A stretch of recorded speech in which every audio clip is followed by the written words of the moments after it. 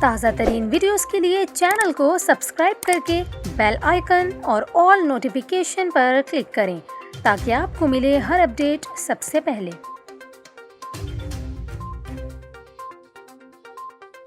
اور یہاں پر آپ کو خبر دیں، کراچی میں تھانے کے سامنے بھی شہری غیر محفوظ ہو گئے۔ کراچی کے علاقے گلشن اقبال میں تھانے کے سامنے ہوٹل میں بیٹھے 20 سے زیادہ شہریوں کو ڈاکوؤں نے لوٹ لیا۔ ہوٹل مالک نے بتایا کہ گلشن اقبال تھانے کے سامنے KDA مارکیٹ میں ڈاکوؤں نے شہریوں سے لوٹ مار کی۔ انہوں نے کہا کہ 3 ملزمان اسلحہ تھامے ہوٹل پر آئے۔ ایک ملزم نے بڑا اسلحہ دکھا کر ہوٹل کے باہر بیٹھے شہریوں کو لوٹا۔